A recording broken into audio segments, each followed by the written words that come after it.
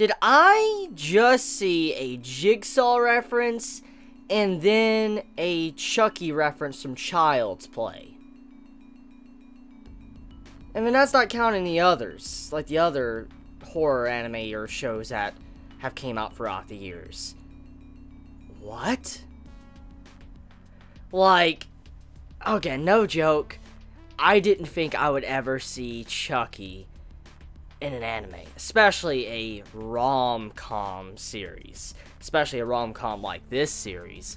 And out of all the countless horror movies I have seen when I was growing up, Chucky was one of the worst for me, because I am absolutely terrified of dolls. Like, dolls scare the fuck out of me, and when I saw that Chucky, I was like, oh my god, just nightmare fuel. Like, memories of the past when I watched Child's Play for the first time when I was growing up. I remember just laying in my bed that night when I finished that movie, and I was just scared because I thought something like Chucky would come up and kill me or something. Just seeing that, this part of this episode reminded me of that. I'm like, yo, what the hell? What the hell, Renai Boukun? What the hell?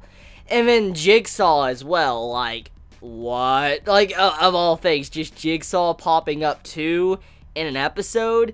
I mean, there was just some crazy references. I mean, there was even a very obvious reference to Gurren Lagann in this episode. When the penguin was doing, like, you know, his attacks towards Akane, he said Giga Drill. He legit said Giga Drill. So because of that, you're like, oh my god, like, straight up, we have a reference to Gurren Lagann. So, just, this series, wow, I'm so glad I've stuck with the series thus far, because it's really dumb fun. It's fun, it's enjoyable, even if it reminds me of some aspects of, you know, my past I don't want to remember, especially the Chucky movie. I gotta admit that it was very enjoyable to see some of these things in this anime series, because I've never seen it. I've never seen a Jigsaw reference or a Chucky reference in an anime, or what I'm aware of and I can remember right now. So just seeing that, job well done, Renai Boukun. I was rather impressed with that.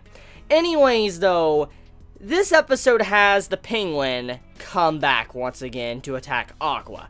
And it seems like Grape Kun, he has shifted his waifu, and he is now after Aqua. That's basically how I look at this penguin now, because if you heard the news and the video I made a while back, like a week and a half ago, I made a video on the penguin that was in the zoo and all that, that was just sitting there, like, crying at his cardboard cutout waifu. That's basically this. That's exactly what that penguin reminds me of. It's exactly what's going on with Aqua in this episode. And the penguin, he's just chasing after and all that. I'm like, yo, Grape Kun, he has evolved into this, like, demonic penguin or whatever, just like, really? So that's also gives me a good chuckle when I sit down and watch the series. Like this could not have come at a better time, especially the penguin in this series, especially what happened in the zoo recently.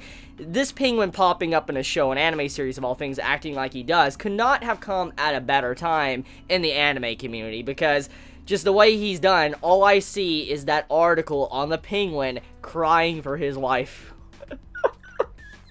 Okay, so getting serious now, this episode does give us some hints at what to expect in the future. For instance, we have it to where there's more hints about Akane and, you know, Shikimi's, you know, overall past, their connections, but also, you know, Akane's sister as well, Yuzu, and you have it to where we found out Yuzu, she is the shield, while Akane, she is, you know, the spear. And basically, they're two separate families. Like, they're related, but they're, like, different parts of the family, and they're basically enemies. And because of that, that's kind of why they're probably not supposed to get along at all, which has led to this complicated relationship between these characters. Now, I do have to say, I'm very surprised with our MC Seiji for actually, you know, being a noble guy and holding back where he didn't want to find out, because, I mean, in the way he reacted to Shikimi trying to reveal information, it felt very natural. It didn't feel forced. It didn't feel like it was trying to prolong the plot, even though the scene was there to kind of extend the series a little bit and prolong the plot. I accept that and I understand that. That's kind of what those for, but the way the MC handled that, it didn't feel forced, if you understand what I'm getting at. It felt natural because of what type of character he is, but also also what we have seen him present in this series, and how we know for a fact he's not a character that most likely that can probably hold a lie when it comes to Akane. I mean, think about it. Every time, you know, he says something or something's going on, someone says something, and let's say he was hanging out with a girl, she automatically starts to suspect that he was doing something, and so he is not someone that can obviously hold a secret, something that important from the girls around him. So it's a good thing that he didn't find out, because it would lead to a very complicated situation probably in this episode or future episodes. So the way he handled that, and he's like, I don't want to find out, I'll wait till they tell me themselves, that was really noble of him, but it also fit with his character. It didn't just feel like it was trying to extend the story, but it felt natural because of the way his character has been written. So yeah, this episode had a lot of fun, and there was a lot of fan service as well throughout this episode. So, I mean, if you're one of those type of people that like beach episodes, you're probably going to like this, and I want to be real here, I'm not the biggest fan of beach episodes. I've stated this many times in the past. I personally could not give a shit about beach episodes. They're probably one of my least favorite episodes besides spa episodes, because they're just very stereotypical, generic, nothing interesting, nothing really new or original coming from it. Now, don't get me wrong, I like some fan service here and there, but I don't like it just being the sole focus of a series, and this was the, you know, stereotypical beach episode, but in the way it was done, it had a little bit of an extra twist to it, like, for instance, the penguin popping up and going after Aqua, but also, I just really love some of the comedy that was used throughout this episode, but also what made this episode presentable was the fact that it didn't focus entirely on the beach. For instance, half the episode was just the beach, and then they shifted over to more of a horror-type setting, where it's like a